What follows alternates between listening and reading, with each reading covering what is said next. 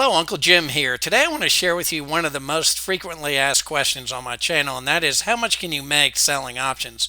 I'm going to share with you what I believe is a standard amount you can make. I'm also going to share with you some trades. So stay with me. I believe you're going to really enjoy what I have for you.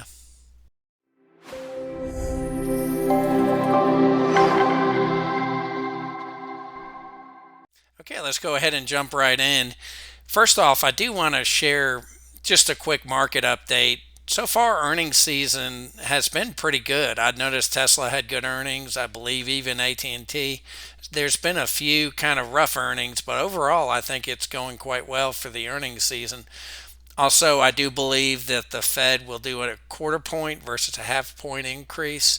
And I still believe probably somewhere around summertime, they will probably maybe become less hawkish and hold rates true at that level and maybe even start decreasing them later in the year with all these layoffs the companies are announcing, which in some ways has helped the stock prices. I know Google came up, I believe. Also, what I believe IBM also made some big announcements, and I think their stock even went up after they made the announcement. So that's kind of helped some of the stock prices. But it's kind of hard to tell what's going to happen next. I know last week was kind of a down week. The week before was up. This week's kind of a mix. Some days have been up, some days have been down, and I think we're going to see some of that um, same volatility continue to go on. And probably we're going to maybe tread down a little bit, but then I'm thinking towards the end of the year we will probably not hit new highs, but I do think we'll be trending towards a more of a bull market than a bear market. At least that's what I'm thinking. I'm not sure it's worth much. May only be worth 2 cents. So take it or leave it, depending on what you prefer. So that out of the way, let's jump into the key points now. I'll share more information about the trades above me at the very end of the video, and I also have a worksheet that I'm going to share that talks about how much money you can make selling options, and I'll kind of give my experience after doing this for a little bit over 2 years. I've been selling options for over 12, but I started with covered calls, and 2 years ago I decided to jump in and do puts as well as calls. So I'm going to kind of talk about how much I think someone can make, being reasonable. If you're not being reasonable and you're taking outrageous risk, you might be able to do better, but we'll talk about that at the end of the video. Also, part of why I'm doing this video is also to try to encourage myself and others to try to do better. One of the ways I believe I can do better and earn more on my accounts is actually by turning them more often, meaning closing when I have a good profit and also closing when I'm having a loss. So setting like a percentage that I want to close for profitable trades, and the same thing for losing trades, picking a percentage to close, maybe 25% or 15%, or once it starts going down, picking a specific percentage to automatically close. So kind of ways to improve, and I think I can do a lot of improvement. So I'm going to share some of that insight too as well in the spreadsheet at the end of the video. And then I also wanted to mention that in some ways diversification can work against you when you're selling options. If you're selling too many, selling options on too many companies or ETFs, I think in some ways I found, at least for my own portfolio, that will hurt me. So if I pick kind of a core group to work with, I seem to do a lot better. And if I stay away from trying to do too many, especially puts on too many different companies, so I'm going to try to narrow down the number of companies I'm looking at and working with. And I'm also looking at potentially trying to rank these companies, in a number of ways, not just how well they're doing financially, but also how optionable they are and how much premium. So just something else I wanted to talk about. I've kind of noticed that, at least with my own portfolio, with being too much diversified, especially with selling options, can really work against you. So that being said, let's jump into this next part of the video, which are my trades, and I've got them right above me. And since we're going to be jumping into a different type of spreadsheet, I decided just to kind of cover it in this part of the presentation or the video. So I did four trades, and these were all this week, and I made $712. I have not done a trade today, so this was Monday, Tuesday, Wednesday. The first was I did three covered calls and forward. I did go a little farther out, and that's primarily so I can pick up the premium. I'm less worried about with covered calls. My goal is really to try to double the dividend. So if on average I'm earning 3 to 3.5%, I'm trying to double that to 7 to 8%. So I will go a little farther out. I also will um, try to reduce the risk. So I do stick to my 20 delta with calls, and we'll go a little farther out if I can't get the premium that I want. So I picked up $106 on three contracts, which isn't bad considering right now I believe Ford is around 12.50. I think it got as high as 13 earlier in the week. And then I also sold a covered call in O, which is Realty Income, I believe. It's a REIT, and it's one I've had for a long time. And actually, I think I had a covered call that was over a year old that I finally closed with a good profit. And this one again, I went a little farther out. There's not a whole lot of premium I could find with Realty Income, so I went out to 9.15, and I picked up $156. So again, it's with a lot of these stocks or ETFs that I'm not so worried about making a ton of money. I just want to try to double the dividends, especially with covered calls.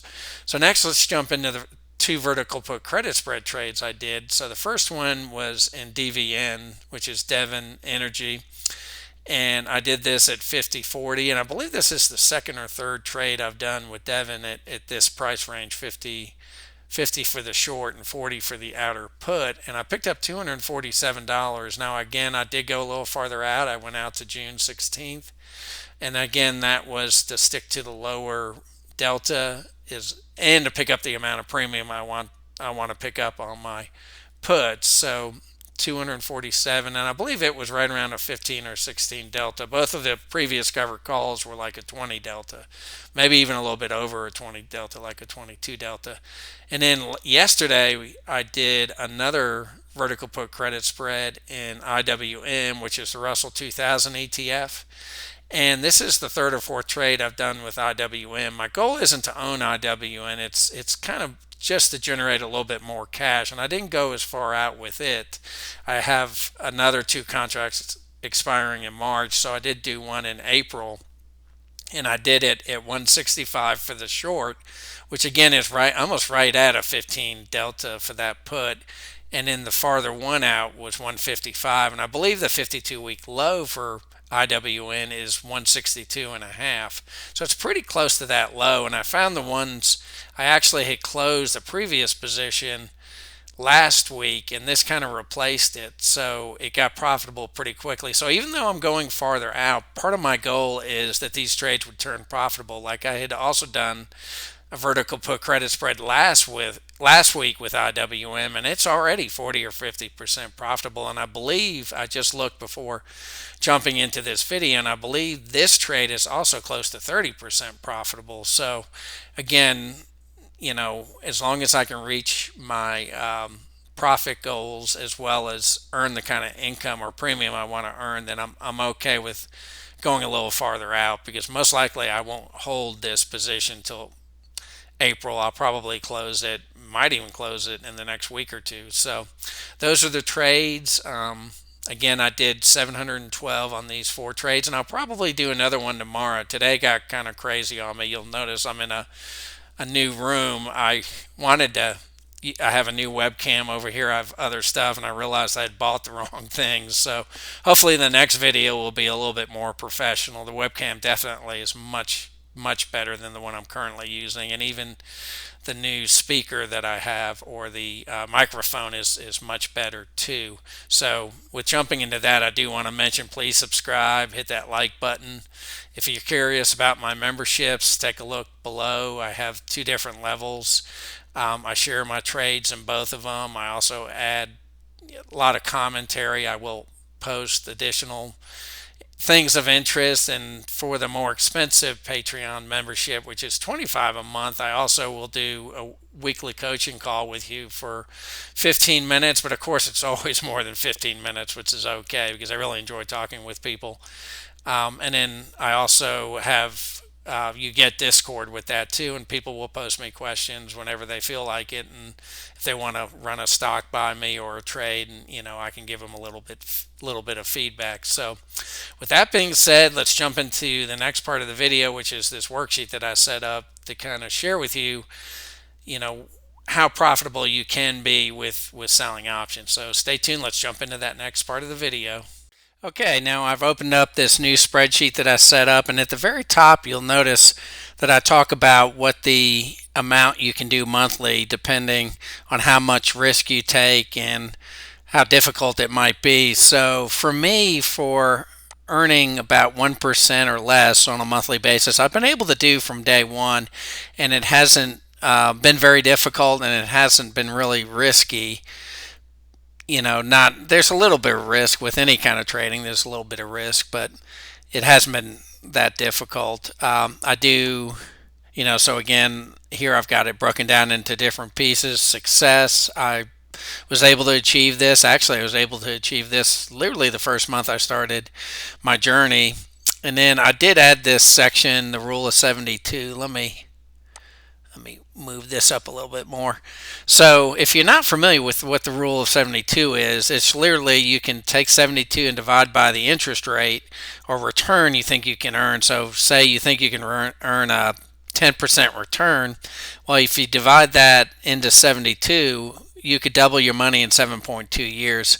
So here, if you're earning around 1%, you could literally double your money in a little more than 5 years, and that's using an 8% standard return for the S&P and then adding the return, 6% for the year, which would give you a total of 14, which again, you could double your money in a little bit more than 5 years.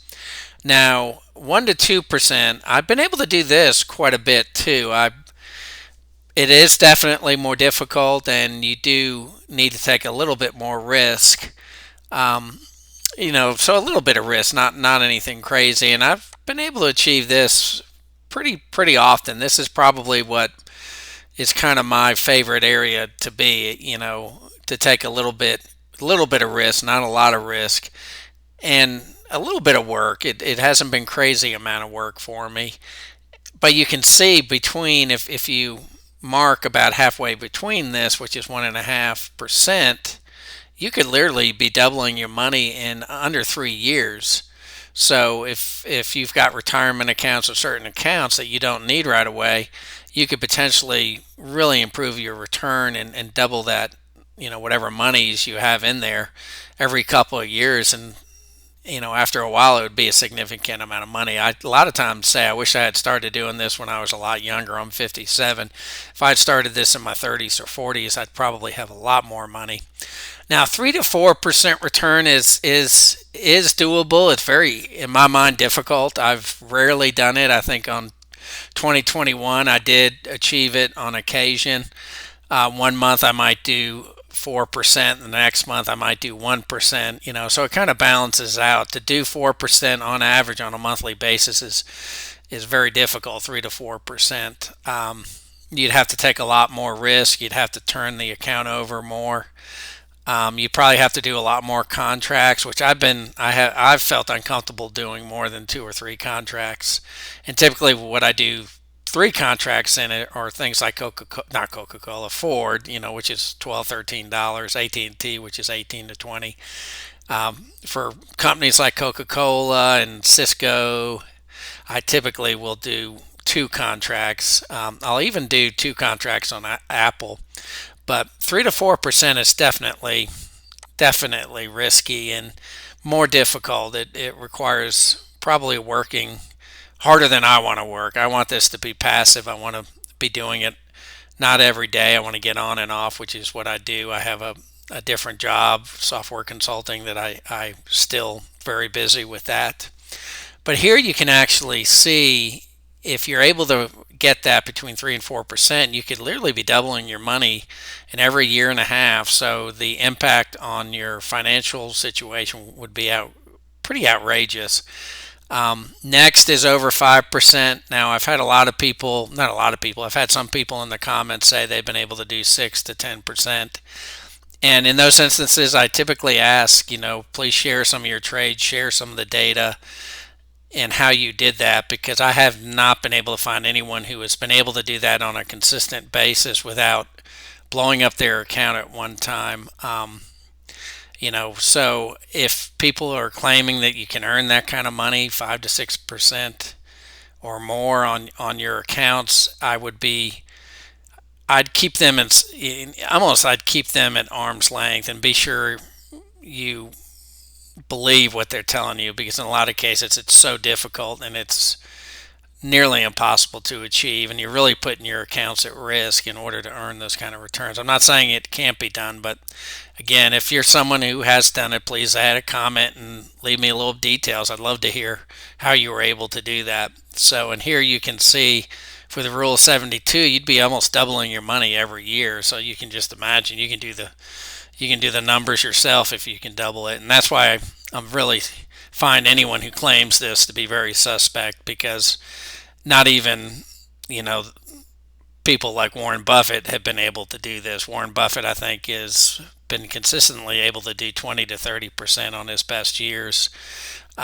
Maybe as high as 60%. I think I heard him say he was able to do one year, but he's got a lot of 10 or 12% years. But he's in his late 80s, 50 years of compounding. You can just imagine what your money will do. Now, this next part of this spreadsheet is kind of the part I was doing for my own benefit, but I wanted to share it with everyone else. For me to be consistently in closer to the 2% range, maybe even the 2.5%, I've got to be able to turn my account over. And one thing I found that I don't do real well is I don't close the trades quick enough. In certain instances, I will let them expire. I've always used the comment before. I think I've used it in other videos. Well, if it's the price of a lunch, I'm just going to leave it, or a dinner. But I'm finding that's probably not the best bet. So I'm looking at a percentage that works for me to close most, if not all, of my trades.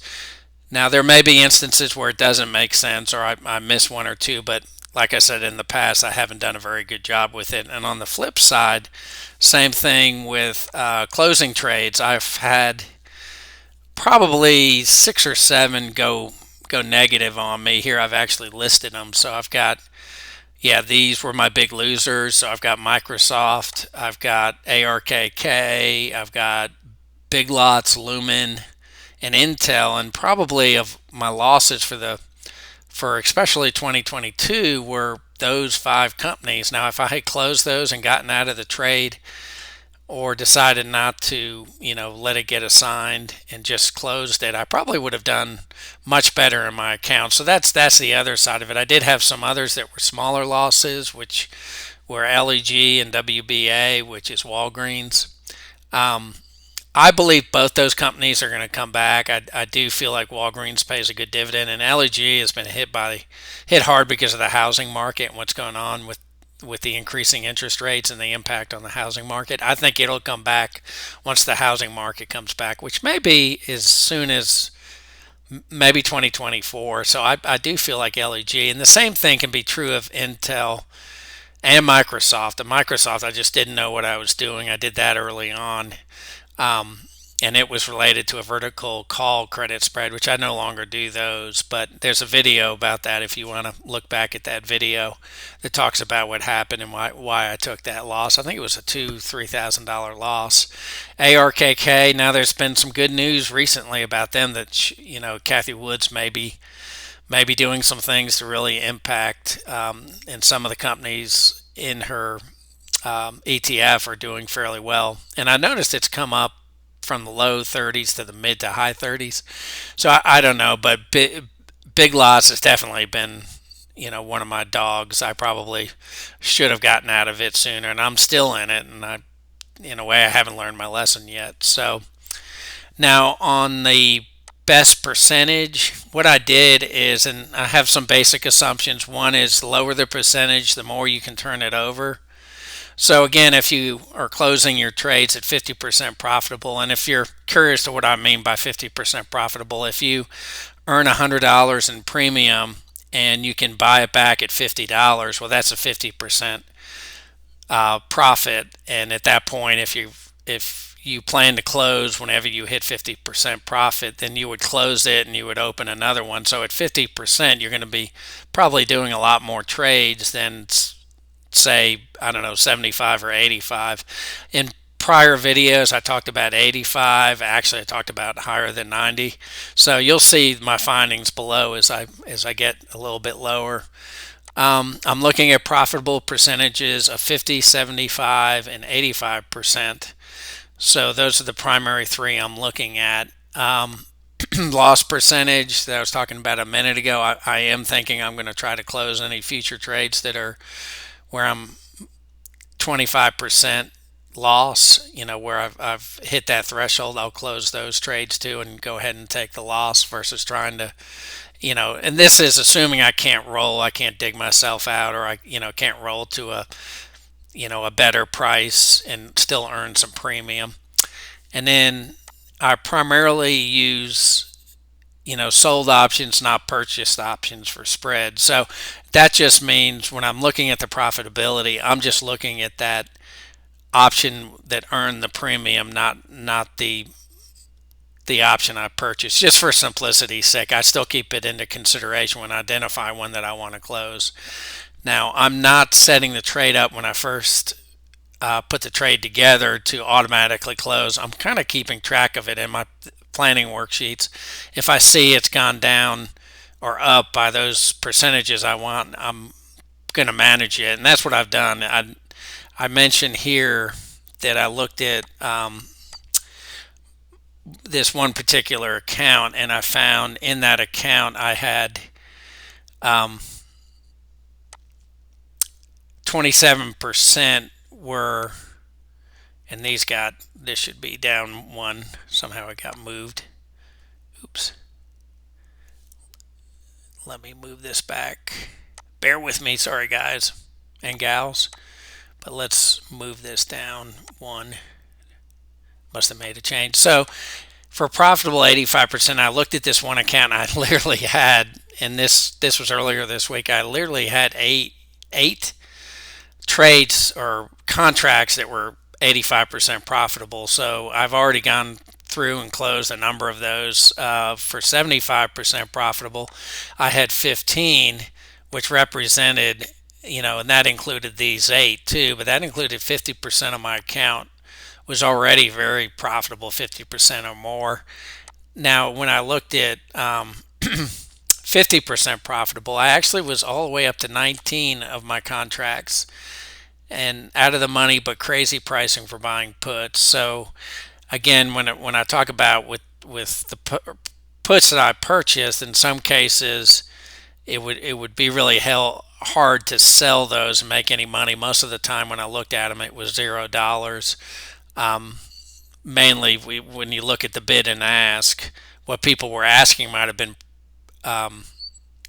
very different from what the bids were. So that's why I'm only looking at the short options, or the ones that I earned premium on. And then less than 25% or lost 25%, I did have one of those currently that I was gonna go ahead and close too, which represented 3% of the total account. So, and this is what I did. So assuming 3 months scenario of taking profits versus holding. So I tried to come up with a way of demonstrating or giving me a way of figuring out what I should do. And it looks like this got moved when I moved the other one. So let's move this up. So what I did is I assumed all current trades were done in the last 3 months. So I did some calculations here.